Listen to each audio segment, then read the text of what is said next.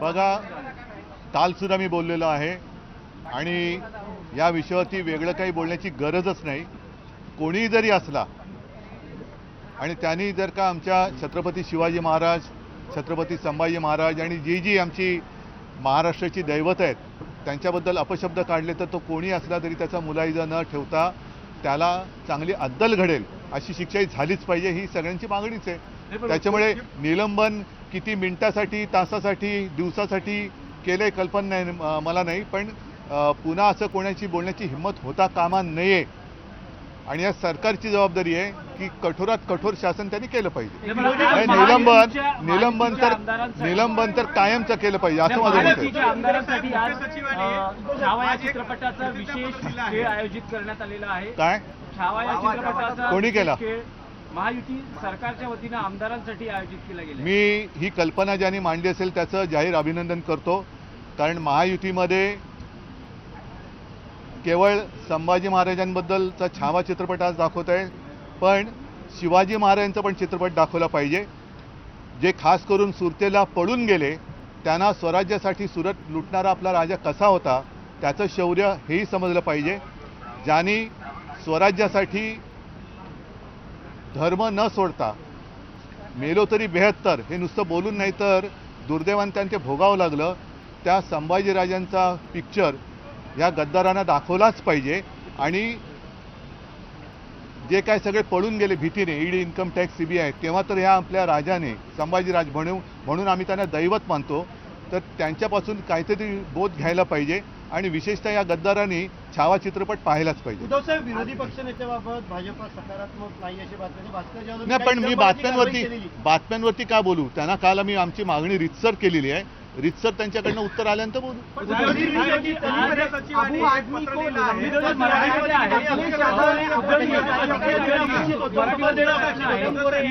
उपसभापती नीलम गोरे यांच्या विरोधात महाविकास आघाडीनं अविश्वासाचा प्रस्ताव आणलेला तो खरा अविश्वास प्रस्ताव आणायला आमच्याकडनं उशीर झाला. आतापर्यंत त्या निलंबितच व्हायला पाहिजे होत्या, कारण अविश्वास प्रस्ताव आणल्यानंतर त्याच्यावरती या अधिवेशनातच चर्चा आम्हाला अपेक्षित आहे. आणि कोणी जरी असलं तरी ज्यांनी जर का त्या एखाद्या नियमाचा किंवा कायद्याचा भंग केला असेल आणि अविश्वास ठराव ज्या कारणासाठी आणले ती कारणं तुमच्यासमोर येतील. पण पक्षांतर हाही एक विषय आहे, तर मला असं वाटतं यापूर्वीच हा ठराव आणला पाहिजे होता आणि मंजूर व्हायला पाहिजे होता. गंभीर आरोप केले होते. 24 वर्ष म्हणजे 4 टर्म त्यांना आमदारकी दिल्यानंतर इतके गंभीर आरोप करतात. पक्षांनी काय त्याच्यावरती भूमिका आहे? कारण पक्षाने पक्षप्रमुखांवरती त्यांनी आरोप त्याच्याबद्दल सगळ्या महिलांनी, माझ्या ज्या शिवसेनेच्या रणरागिणी आहेत, महिला कार्यकर्त्या, त्यांनी प्रतिक्रिया दिलेल्या आहेत, सगळे शिवसैनिकांनी दिलेल्या आहे.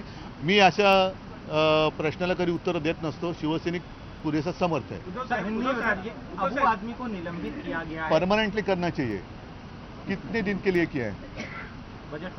बजट सत्र का क्या मामला होता? वो 2-3 हफ्ता चलेगा, सप्ताह चलेगा, लेकिन परमानेंटली उसको निलंबन करना चाहिए. अखिलेश जी ने आपत्ति जताई, उनका नहीं, उनको जताने दो. हम पूरे महाराष्ट्र ने उनके खिलाफ आपत्ति जताई है और अगर वो चाहते तो वहाँ से उनकर चुनकर लाए. किसी को सस्पेंड करने से सच छुपता नहीं है, ऐसे अखिलेश यादव ने कहा. सच का मतलब क्या है? सच वो जानते हैं. नीलम गोरे के खिलाफ आपकी तरफ से, महाविकास आघाड़ी की तरफ से नो कॉन्फिडेंस मोशन लाया गया है. देर हो गई है, लेकिन अब इस सत्र में हमने लाया है और पूरे महाविकास आघाड़ी ने मिलकर लाया है. तो हमें अपेक्षा है कि इसी सत्र में उसके ऊपर निर्णय हो जाए. यवतमाळ जिल्ह्यामध्ये एका जिल्ह्यामध्ये जो पाणी पुरवठा, एक मिनिट थांब ना आता. अरे एक मारे थांब ना. यवतमाळ जिल्ह्यामध्ये पाणी पुरवठ्यामध्ये जो मोठा घोटाळा झाला आहे त्या प्रकरणामध्ये आज चीफ सेक्रेटरीने हायकोर्टामध्ये एक प्रतिज्ञापत्र दिलं आहे. त्यामध्ये म्हटलं आहे की या जो घोटाळ्यामध्ये सगळे दोषी आहे ते मुख्यमंत्री आहे असा एक प्रतिज्ञापत्र दाखल केलं आहे. आणि एकनाथ शिंदेचं म्हणजे त्यावेळेसच्या मुख्यमंत्र्यांचं त्याच्यामध्ये नाव आहे. अशा प्रकारे हे काम काय होतं? हे पाणी पुरवठा विभाग नळ जोडणी. मग आता नाही, आता कळेल कोणाचे नळ कोणाबरोबर जोडलेत. चला, धन्यवाद.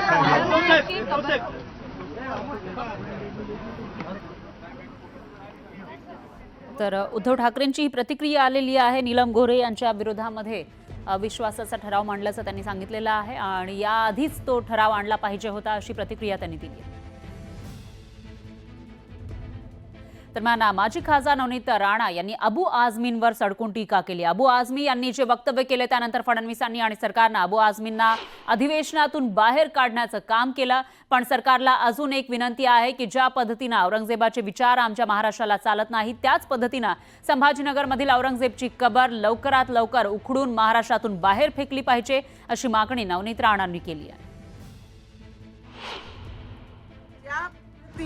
औरंगजेबचे विचार आमच्या महाराष्ट्राला चालत नाही त्याच पद्धतीने जे संभाजीनगरमध्ये जे औरंगजेबची कबर आहे तेही लवकरात लवकर त्याला उखडून या महाराष्ट्रातून बाहेर फेकली पाहिजे. आणि असे जे लोक स्टेटमेंट करणारे आहे आणि ज्यांना या बापावर प्रेम आहे औरंगजेबवर असे लोकांनाही सीख भेटली पाहिजे की महाराष्ट्रामध्ये औरंगजेबची नाही इथे छत्रपती शिवाजी महाराजांचे विचार चालतात.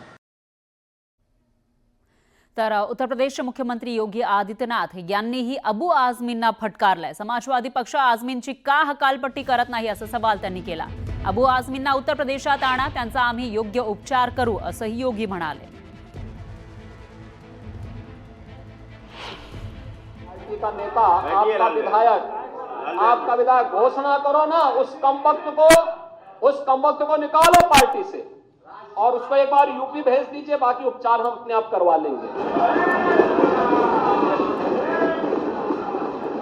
जो व्यक्ति छत्रपति शिवाजी महाराज की परंपरा पर गौरव की अनुभूति करने की बजाय लज्जा महसूस कर रहा हो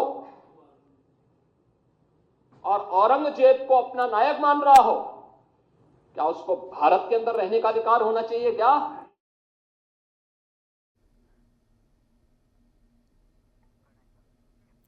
यानंतर एक मोठी बातमी आहे. अमृत योजनेच्या घोटाळ्याला एकनाथ शिंदे जबाबदार असल्याचा गौप्यस्फोट विजय वडेट्टीवार यांनी केला. तर अमृत योजनेबाबत एक प्रतिज्ञापत्र सचिव सुजाता सौनिक यांनी उच्च न्यायालयामध्ये दाखल केलंय.